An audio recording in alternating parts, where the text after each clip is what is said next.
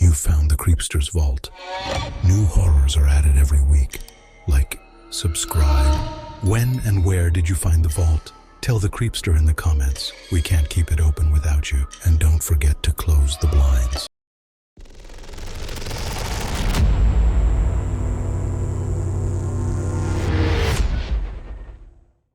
I've spent most of my adult life on the water. I run solo deliveries for private clients, small yachts, sailboats, things too pricey to ship and too delicate to trust with just anyone. I don't mind the solitude. The ocean's a different kind of quiet. Not empty, just vast. It makes you feel small in a way that's almost comforting. Almost. Last fall, I picked up a gig sailing a 32-foot cutter down the Caribbean. Simple route, smooth weather window, easy pay, 3 days alone at sea. I left port just after sunrise, the kind of perfect morning where the sky melts into the water and everything feels like it'll stay good forever. The boat was in great shape. No weird creaks, no faulty systems, just wind, canvas, and horizon. The first day passed without anything unusual, but that night, something woke me. I didn't hear anything exactly. It was more like a shift, a feeling, like the air had gone still below deck. I sat up in my berth and listened. Nothing. Then I felt it. A faint rhythmic tapping against the hull. Not waves, not fish, not wood creaking in the tide. This was intentional, like fingers or suction. I climbed up top, half expecting to see a floating log bumping against the side, but there was nothing. The sea was calm. The stars above were so clear they looked painted on. I told myself it was just a current, just the kind of nonsense your mind invents when you're too far from shore. The next morning, I checked the hull. Nothing. No marks. No barnacles.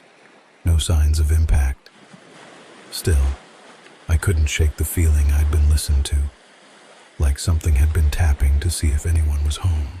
Night 2, it happened again, this time louder, closer, more deliberate. And it wasn't just tapping. There was dragging, like something long and heavy was moving along the bottom of the boat. I stood at the rail with a flashlight, scanning the water. It was too dark to see much, but every now and then I'd catch something in the corner of the beam. A ripple that moved against the current. A flash of something smooth. I tried to sleep, but the sound didn't stop. Not all night. It circled, tapped, dragged, like it was testing the shape of the boat, or waiting. By dawn, I felt like I hadn't slept at all. The sky was gray, the sea flat and glassy. Dead calm, no wind, no swell, just stillness. That's when I noticed we were off course. My heading was wrong by nearly 40 miles. The current shouldn't have pushed me that far, and I hadn't touched the autopilot. I checked the GPS logs. Nothing, just a clean line drifting off in the wrong direction. And then I saw it. Out on the horizon, just a speck at first, was an island. Not on the charts. No name, no signal. Just a patch of green in the middle of nowhere. I should have turned away. I should have fired up the motor and headed back to the route. But something about that island felt necessary. Like it was where I was always meant to go. I sailed toward it. As I got closer, the water changed. It darkened. Grew cloudy, like it was full of something just beneath the surface. Then, without warning, the boat jolted. Not hard, not like I hit something. It was gentle, controlled. The bow tilted slightly, as if something had wrapped around it and was guiding it in. That's when I saw the tentacle. It was thick, maybe the width of my torso, covered in slick, iridescent skin that shimmered like oil. It curled around the keel like a lover's arm, not crushing, just steering. I backed away. My hands were shaking. I didn't scream, I just watched as more of it surfaced, limbs that shouldn't have belonged to anything real. Then, just as quickly, they slipped back under, gone, like a warning. The boat drifted until it touched shore. The island was small, dense jungle, a crumbling radio tower, and rusted debris half buried in the sand. Wreckage, old and new, boats, planes, equipment. Some of it looked like it had been there for decades. Some looked like it washed up last week. No people, just silence. I climbed the hill near the tower and found what I thought was a logbook. Water damaged, pages stuck together, but there were entries, dozens, names, dates, descriptions of the same things. Tapping under the hull, something swimming beneath the boat, being led here. Some of them ended mid-sentence. I stayed on the island for 3 nights, not by choice. Every time I tried to push off, something pulled the boat back. Gentle, almost polite, but firm. The tentacles would return each night, never attacking, never destroying, just holding. On the 4th morning, the current shifted, the wind picked up, and the boat drifted free. I sailed back in silence. No music, no log entries. I didn't even check my heading. I just followed the stars and didn't look back. When I returned to port, the client was furious. The delay, the altered route. But I didn't care. I handed over the keys, collected my pay, and swore I'd never sail solo again. But even now, I still hear it. When I close my eyes at night, I feel it. The tapping, the dragging, the gentle, knowing presence below the hull. It didn't want to hurt me. It wanted to show me something. And it did.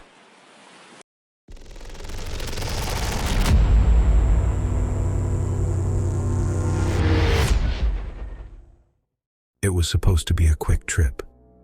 Just me and Mark, the open road, and a playlist full of old songs we didn't really like. One of those last-minute escapes to clear your head, reset your life. We hadn't been doing great, if I'm honest. Too many late nights, too much silence. So we packed up, pointed the car toward the mountains, and drove. We left around noon and made it a few hours out before the sun dipped behind the trees. That's when the engine sputtered, then coughed, then just died. No warning, just silence, and the soft crunch of tires slowing to a stop on the shoulder of a narrow forest road. No cell signal, no cars for miles. I remember laughing a little at first, like it was just one more stupid thing to deal with. Mark popped the hood and did the usual guy thing. Checked the cables, tapped something with a wrench, swore under his breath. But after 10 minutes, he gave me that look.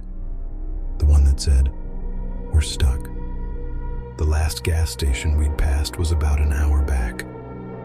Mark said he'd hike to it, try to get help. I didn't love the idea of staying alone, but he was right. Someone had to go.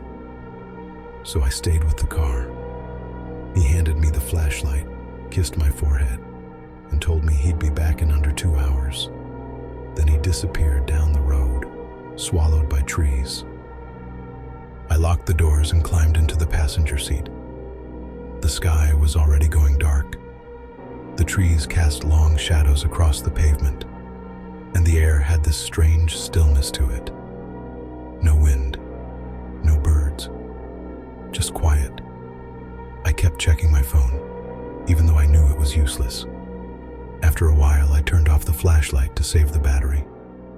That's when I noticed how dark it had really gotten, like ink poured over the sky. It started with a sound, just a faint crunch, like something stepping on gravel. I told myself it was nothing, probably an animal, a raccoon maybe. But then it happened again, slower this time, closer, one step, pause, another. I turned on the flashlight and scanned the trees.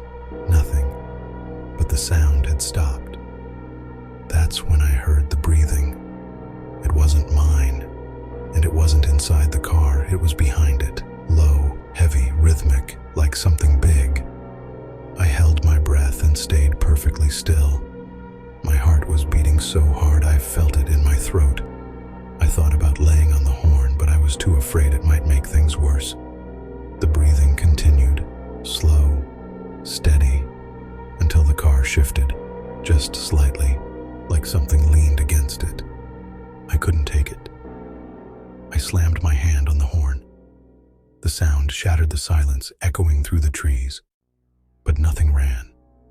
Nothing screamed or scattered. The breathing just stopped. I sat frozen, flashlight in one hand, staring through the windshield. Minutes passed, maybe more. Eventually, I forced myself to peek out the window. Still nothing. But then I noticed something on the roof.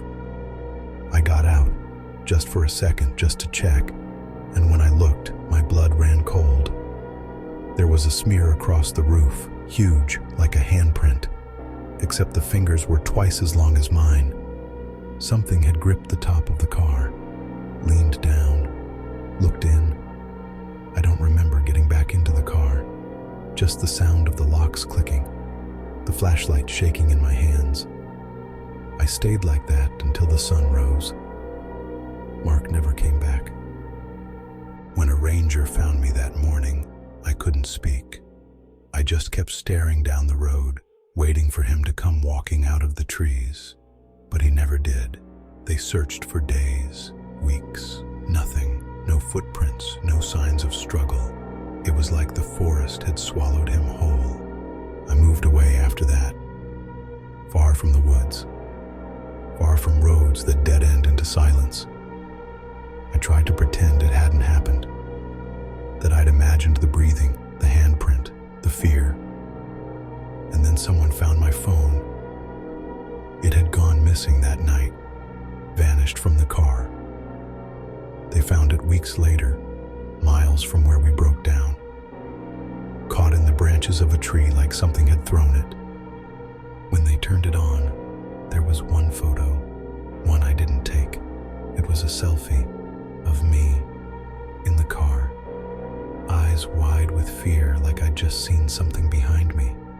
And in the blurry background, right over my shoulder, was a figure, tall, covered in matted fur, its face half in shadow, but you could see the eyes, reflecting the flash, watching me, smiling. Whatever it was close, and it wanted me to know it was there.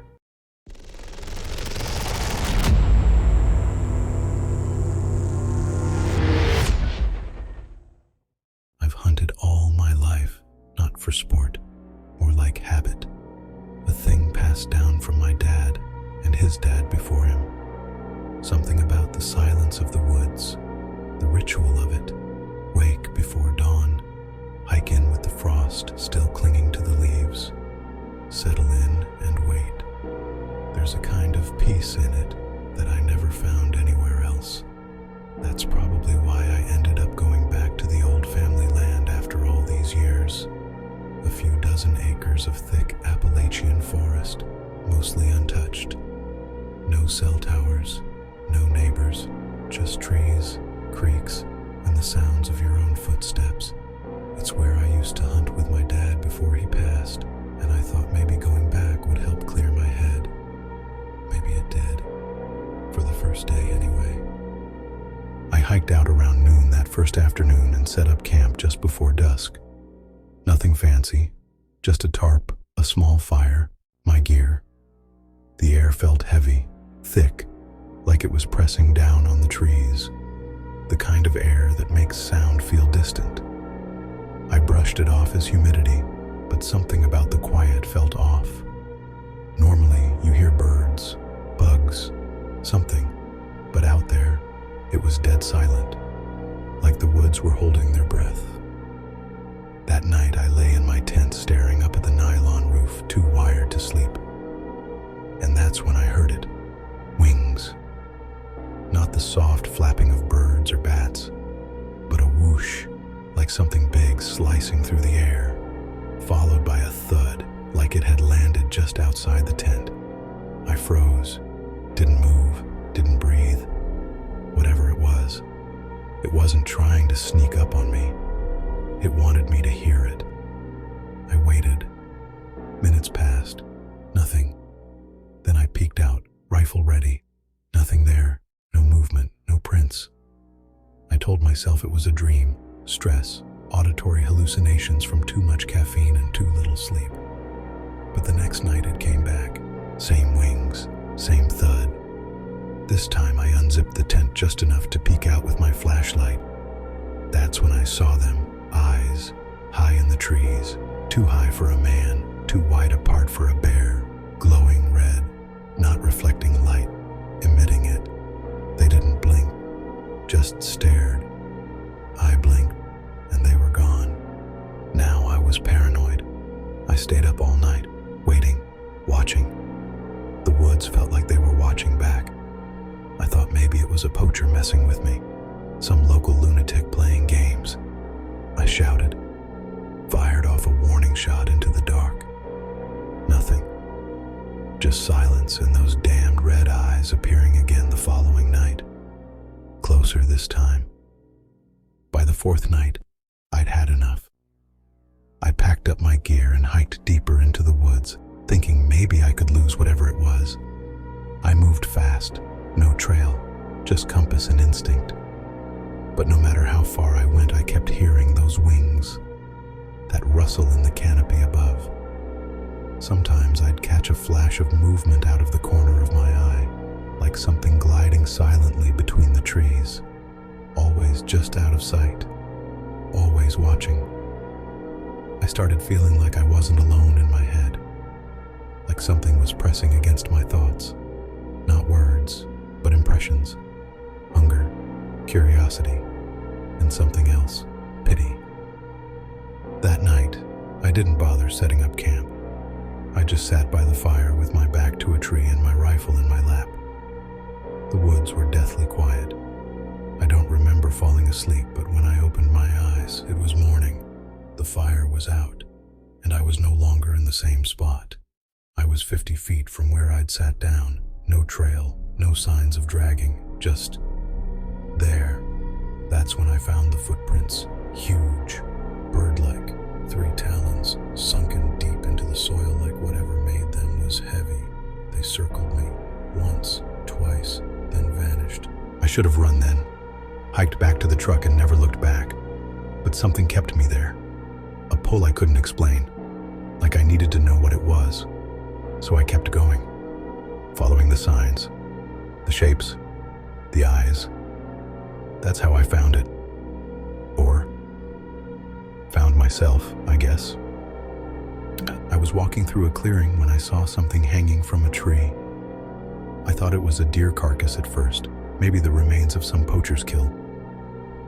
But as I got closer, I realized what I was looking at. It was me. Same clothes, same boots, skin pale and bloated, a rope around the neck, swaying gently in the breeze. I stood there, staring at my own body like I was watching someone else's life end. I couldn't move, couldn't breathe, couldn't think. And above me, in the branches, the red eyes, watching. I don't remember how I got back. One second I was staring at my own corpse. The next I was standing beside my truck, keys in hand, heart racing like I'd been running. The sun was setting again, like I'd lost another whole day. I never went back to that forest. I sold the land, left the mountains. But sometimes, in the dark, I still see those red eyes, and I wonder if I ever